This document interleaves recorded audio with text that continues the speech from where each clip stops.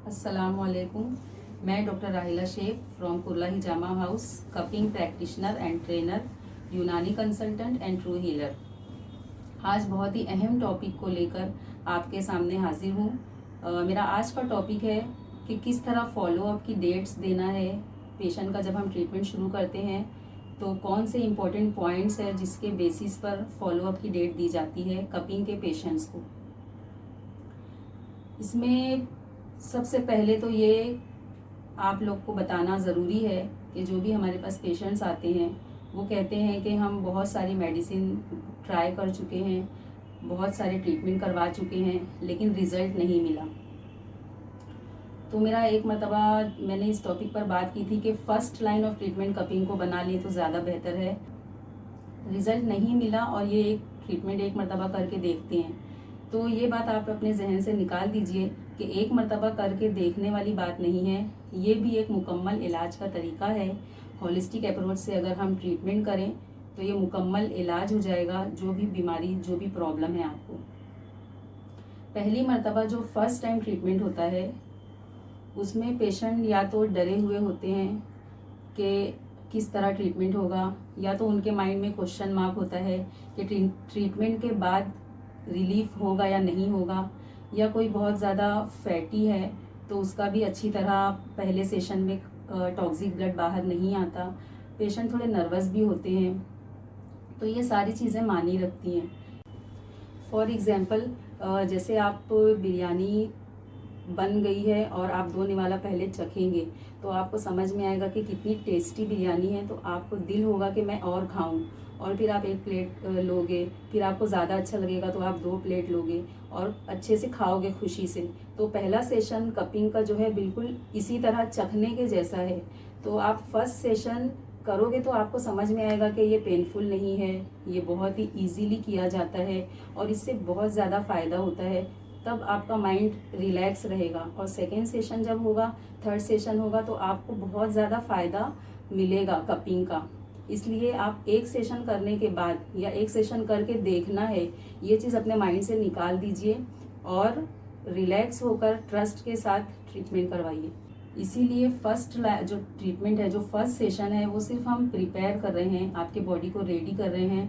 First session में सिर्फ detox होता है। ज़्यादातर जो भी एलोपैथी मेडिसिन इतने सालों से आप ले रहे हैं, जो भी आपकी बैड फूड हैबिट्स है या स्ट्रेस बहुत ज़्यादा है लाइफ में, तो इन तमाम चीज़ों की वजह से टॉक्सिक ब्लड जो हमारी बॉडी में बना है, सिर्फ वो हम बाहर निकाल रहे हैं, टॉक्सिक ब्लड रिमूव कर रहे हैं, टॉक्सिक ब्लड बाहर आ रहा है और आपका लीवर किडनी का जो फंक्शन है वो इम्प्रूव हो रहा है।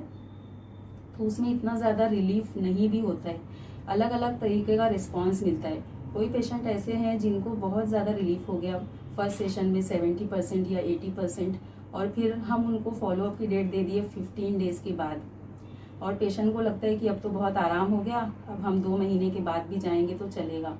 तो ऐसा नहीं होता, क्योंकि 2 महीने के बाद आप आओगे तो वो प्रॉब्लम थोड़ी सी रिलैप्स भी हो सकती है। हम बहुत सारी चीज़ों को माइंड में रख के डेट देते हैं। सबसे पहले एज हो गई, नंबर 2 हो गया सीवियरिटी ऑफ द केस, कि कितना सीवियर है आपका प्रॉब्लम। कभी कभी सीवियरिटी ज़्यादा होती है तो हम पहला सेशन करने के 2 दिन के बाद दूसरा सेशन करते हैं, उसके 3 दिन के बाद तीसरा सेशन करते हैं। कभी कभी हम 1 हफ्ते के बाद फॉलोअप की डेट देते हैं, कभी 15 डेज़ के बाद देते हैं, कभी 1 महीने के बाद देते हैं। तो ये सारी चीज़ें इम्पॉर्टेंट है।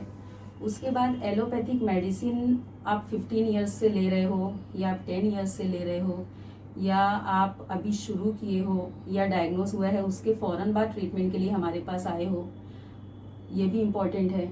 आपकी फूड हैबिट्स कैसी है, आप बहुत बाहर का खाना खा रहे हो या आप सीधा साधा डाइट ले रहे हो, आपका स्ट्रेस कितना है लाइफ में, आपकी नींद पूरी हो रही है या नहीं, आपका डाइजेशन सिस्टम जो है, डाइजेस्टिव प्रॉब्लम तो नहीं है आपको। तो ये सारी चीज़ें इंपॉर्टेंट है फॉलोअप डेट देने के लिए। फॉर एग्जाम्पल, अगर किसी को नी पेन है तो हम उसका डायरेक्ट नी पर ट्रीटमेंट नहीं करेंगे, बल्कि हम उसका बैक पर ट्रीटमेंट करते हैं। तो हम पहला सेशन करने के बाद उसको 1 हफ्ते के बाद की डेट देते हैं। अब पेशेंट को लगेगा कि डायरेक्ट नी पर ट्रीटमेंट किया जाए, तो वो इस तरह नहीं होगा। फिर कोई हेयर का ट्रीटमेंट लेने आ रहा है तो वो कहेगा कि हम मुझे सर के पॉइंट्स कर दीजिए। पिंपल्स का ट्रीटमेंट है तो कोई पेशेंट ये कहेगा कि मुझे डायरेक्ट फेस के पॉइंट्स कर दीजिए। तो कपिंग इस तरह नहीं होती। कपिंग अपने आप में खुद एक मुकम्मल तरीका इलाज है। अगर आप बराबर से फॉलोअप की डेट लेंगे, एडवाइस फॉलो करेंगे, प्रॉपर मेडिसिन लेंगे, तो 3 महीने 4 महीने के जो टाइम है ट्रीटमेंट का, उसमें आपका पूरा इलाज हो सकता है। फॉर एग्जांपल, अगर आप पहला सेशन कर लिए और आपको कुछ रिलीफ नहीं हुआ और डॉक्टर ने आपसे कहा है कि 4 रोज़ के बाद आपकी फॉलोअप डेट है नेक्स्ट सेशन के लिए, और आप सोच रहे हैं कि मुझे कुछ फ़ायदा नहीं हुआ, मुझे तो बहुत तकलीफ़ हो रही है, कपिंग मेरे लिए बेहतर नहीं है, अब मुझे नहीं कराना है, तो ये भी बहुत ही निगेटिव बात है। इस तरह आपको नहीं करना है। आपको रिलीफ नहीं हुआ इसका ये मतलब हुआ कि आपको फॉलोअप और ज़्यादा जल्दी करना है। अगर 1 हफ्ते की डेट है तो 2-3 दिन पहले ही आप आ जाएं तो ज़्यादा बेहतर है।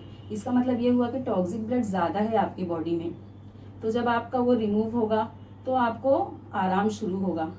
एक इम्पॉर्टेंट बात ये भी है कि आपकी जनरल बॉडी कंडीशन क्या है। आपको ट्रीटमेंट लेने के बाद वीकनेस तो नहीं लग रही है। आपको अगर वीकनेस लगेगी तो डॉक्टर आपको थोड़ा सा सप्लीमेंट्स देंगे, थोड़ा 15 डेज़ का सप्लीमेंट देंगे, अच्छी चीज़ें खाने के लिए कहेंगे, उसके बाद आपको बुलाएंगे। फिर बहुत सारे लोग कहते हैं कि हीमोग्लोबिन की कमी है, हमारा हिजामा हो सकता है या नहीं। तो हम यही कहते हैं कि क्यों नहीं हो सकता। हिजामा का ट्रीटमेंट हर प्रॉब्लम के लिए हो सकता है। अगर हीमोग्लोबिन की कमी है तो उसके लिए भी ख़ास पॉइंट्स होते हैं, उसके लिए भी हम डाइट एडवाइस करते हैं, और ऐसे मरीज़ों को हम 15 डेज़ के बजाय 20 डेज़ में फॉलोअप की डेट दे देते हैं। फिर एक ये भी सवाल उठता है कि पेशेंट कितने दूर से हमारे पास ट्रैवल करके आ रहे हैं। जैसे अब हमारा कुर्ला में क्लिनिक है, अभी पेशेंट वसई से आ रहे हैं, दहीसर से आ रहे हैं अगर, और पुणे का पेशेंट है, तो जब दूर के पेशेंट होते हैं तो हम 1 महीने के बाद की डेट देते हैं। लेकिन हम कोशिश ये करते हैं कि 2 सेशन एक साथ हो जाए, ज़्यादा से ज़्यादा पॉइंट्स कवर हो जाए ताकि रिलैप्स ना हो, और बीच में जो टाइम है उसके लिए हम उसको थोड़ी सी यूनानी मेडिसिन या थोड़ी सी हम आयुर्वेदिक मेडिसिन दे देते हैं, थोड़ा गाइड कर देते हैं डाइट के ताल्लुक से, ताकि रिलैप्स ना हो प्रॉब्लम। और अगर लोकल पेशेंट हैं तो वो 1 हफ्ते के बाद फॉलोअप कर सकते हैं। अब एक बात ये भी है कि पेशेंट कहते हैं कि हमें थोड़ा सा प्रॉब्लम है, फाइनेंशियल प्रॉब्लम चल रहा है, तो उस हिसाब से भी डेट दी जाती है कि 1 महीने के बाद आप आओगे ताकि आपका पैसे का भी अरेंजमेंट हो जाए, और बीच में हम थोड़ी सी मेडिसिन दे देते हैं कि रिलैप्स ना हो। ऐसे बहुत सारे पॉइंट्स माइंड में रखकर फॉलोअप की डेट दी जाती है। तो आप कपिंग का ट्रीटमेंट कराने अगर आ रहे हैं तो पूरे ट्रस्ट के साथ आइए। आप अपने डॉक्टर पर ट्रस्ट कीजिए, अपने थेरापिस्ट पर ट्रस्ट कीजिए जो आपका ट्रीटमेंट कर रहा है, और उसी के हिसाब से आप डेट फॉलो कीजिए कि कब हमें जाना है नेक्स्ट ट्रीटमेंट के लिए, ताकि हम जो भी अपने माइंड में प्रोटोकॉल रखे हैं कि आपका नेक्स्ट सेशन हमें इस पॉइंट का करना है, इस ऑर्गन का करना है, ये एडवाइस देना है, ये मेडिसिन देना है, तो वो आप टाइम पर लोगे तो आपको रिजल्ट मिलेगा, और रिजल्ट लाइफ लॉन्ग लास्टिंग होगा, आपको बहुत ज़्यादा फ़ायदा लगेगा। और एक इम्पॉर्टेंट ये भी है कि हमारे जो प्रीवियस सेशन हुए हैं, जो भी हमारा पहला, दूसरा, तीसरा सेशन हुआ है, उसमें हमको कितना रिलीफ हुआ है, हमारा बॉडी रिस्पॉन्स कैसा है, तो बॉडी रिस्पॉन्स के हिसाब से भी फॉलोअप की डेट दी जाती है। किसी पेशेंट को बहुत ज़्यादा फ़ायदा हो गया है तो उसको हम 15 डेज़ के बाद बुलाते हैं। किसी को उससे भी ज़्यादा आराम हो गया है और उसका बहुत अच्छा जनरल बॉडी कंडीशन है तो उसको हम 1 महीने के बाद भी फॉलोअप दे सकते हैं। तो ये तमाम इम्पॉर्टेंट पॉइंट्स कवर हो गए हैं। अब लास्ट में यही बात आती है कि जब भी आप ट्रीटमेंट की नीयत से आएँ, आप पूरे ट्रस्ट के साथ आएँ।